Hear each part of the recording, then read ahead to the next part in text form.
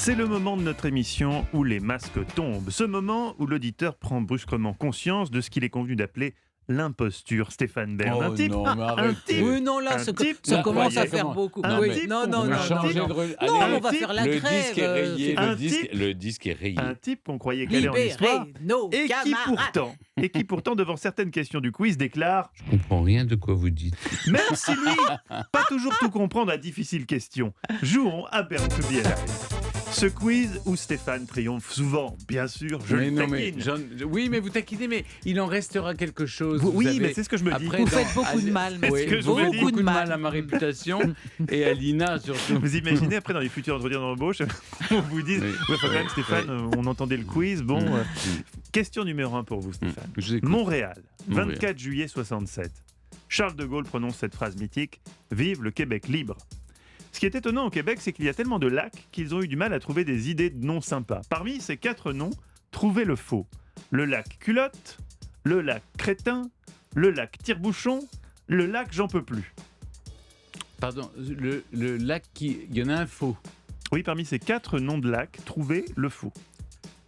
Le lac Culotte, c'est tout à fait possible. Vous savez, Oui. c'est comme le Oui, oui. personnage de l'âne Culotte. Donc là, oui, non, le lac Crétin, Crétin. le lac Tire-Bouchon, le lac J'en peux plus. Oh, le j'en peux plus. Moi, je dirais le lac Crétin. Ah oui, à cause de Crétin des Alpes. Tout se tient dans cette émission, tout est relié. D'après vous, Allez, je Stéphane. vais dire lac Crétin. Le lac Crétin. Oui. Moi, je ne sais pas prendre l'accent québécois. Vous avez Oh, c'était Vous avez perdu, Tire-Bouchon. Stéphane. Vous avez perdu, Stéphane. Une fois de plus, une question d'histoire à laquelle vous Oh, n'avez pas su arrêtez. répondre. Une question Alors, vraiment. je vous mets au défi. Histoire Vous- géographique, quoi. Bon, le lac Tire-Bouchon n'existe pas, les amis. Ah Il oui, y a voilà, le lac Saxophone, par exemple, qui existe. Ouais. Il a la forme d'un saxophone. Le lac Culotte, le lac Crétin et le lac J'en peux plus existent. Ah oui. Il y a tellement Ah, de lacs C'est le lac Tire-Bouchon. C'est Tire-Bouchon qui qui n'existe n'existe pas. pas. Le Ouais. lac Tire-Bouchon, il faudrait Ce qui est l'inventer. bizarre, parce qu'on aurait pu imaginer, vous savez, un peu Oui, comme un étang exactement. qu'on peut comme ça Tout à fait, oui. tout à purer fait. en enlevant Bon, la écoutez, c'est bombe, pas comme grave. un lavabo. Vous avez. Je préfère tomber sur ce genre de questions et échouer que gagner sur des questions trop faciles. La prochaine n'est pas facile. Le régime nazi, Clémentine, a dès le début inspiré des films mais aussi des dessins animés. Ainsi, Donald a eu un Oscar du meilleur court-métrage en 1943 produit par Walt Disney où le célèbre canard dénonce le fascisme. Il y a eu des séries aussi en France. Il y a eu en 1999 un épisode spécial de Louis la Brocante qui se passait durant la collaboration. Vrai ou faux? Il y a eu un épisode, ça c'est ma question d'histoire. Il Oui. y aurait eu en 99 un épisode de Louis la Brocante qui se à passait fait. pendant l'occupation. C'est ma question.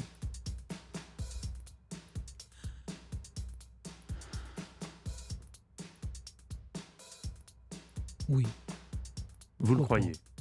Pourquoi pas qu'une partie de l'épisode se soit déroulée dans le passé où on faisait incarner les personnages par le père de Victor Lanoux qui aurait été brocanteur à Paris en 40. Vous pourrez être scénariste pour France Télévisions. hein. Mm. C'est votre réponse? Oui, je veux dire oui. Je n'en sais Vous avez- rien non plus.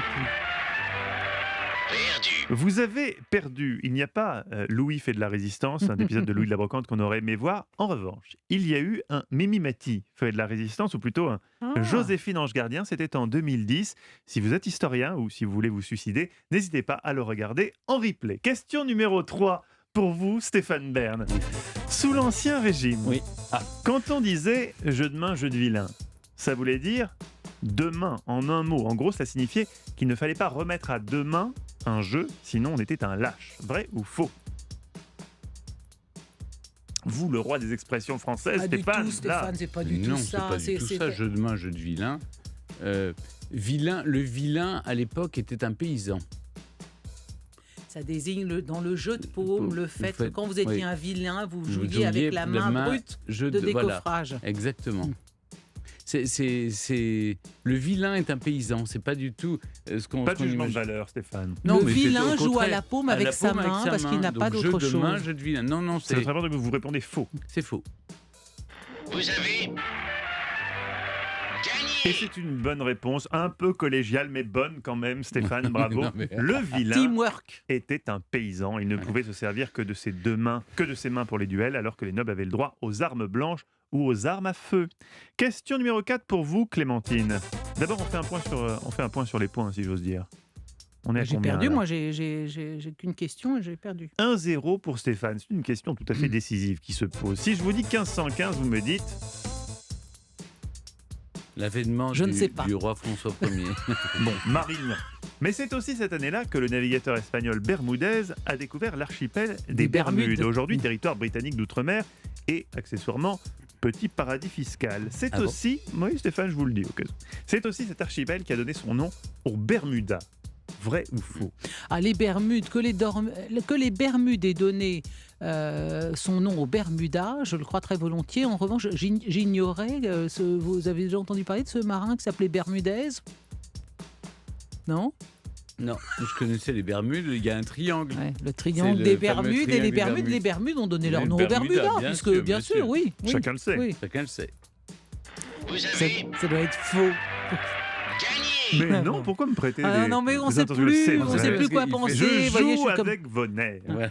Début du 19e, les militaires de la Navy britannique stationnés sur l'archipel souffrent de la chaleur. Ils obtiennent le droit de raccourcir leurs pantalons au-dessus du genou, mais ils doivent garder leurs chaussettes. Le Bermuda était né. Question numéro 5. Elle va vous départager puisque Ça, vous êtes à je sens votre égalité. joie suave. C'est en 1922 que la première production cinématographique a été projetée avec des lunettes 3D. Le film s'appelait Power of Love. Mais voici 3 autres affirmations sur le cinéma en 3 dimensions. Seule une de ces propositions est vraie. Les nazis aussi ont fait un film de propagande en 3D. Il y a eu un film sur les 3 mousquetaires fait en 3D avec Mila Jovovich, mais l'actrice a demandé à ne pas apparaître en 3D. Ou le premier film belge en 3D n'a pas pu être joué en Belgique, faute d'équipement. Moi, j'ai la 1. Alors, c'est intéressant quand même de voir un peu ce qui se passe dans vos têtes. Stéphane, pour vous, le premier film belge en 3D n'a pas pu être joué en Belgique, faute d'équipement. C'est-à-dire qu'ils avaient tourné un c'est film en marrant, 3D, Marc, mais ils n'avaient comme pas idée, pensé à avoir un projecteur 3D. Ah, c'est sympa comme idée. C'est oui. sympa pour C'est les rigolo. Belges. Ça en dit long sur votre vision de nos chers voisins. Non, c'est évidemment une victoire de Clémentine Portier-Kaltenbach. Les nazis ont fait un film de propagande en 3D. En 2011, le cinéaste australien Philippe Mora a trouvé 2 films réalisés par le ministère de la propagande de Goebbels. Ils étaient dans les archives fédérales de Berlin. Réalisés en 1936, ils avaient, je cite, la qualité technique de films hollywoodiens des années 50. Sacré nazi. Victoire en tout cas sur le fil de Clémentine Ouais, sur le Portier-Kaltenbach. film. Sur le film et sur le fil, vous êtes bien battu Stéphane. Oui, je Mettez cette crois. question sur les Belges qui vous a perdu. Oui.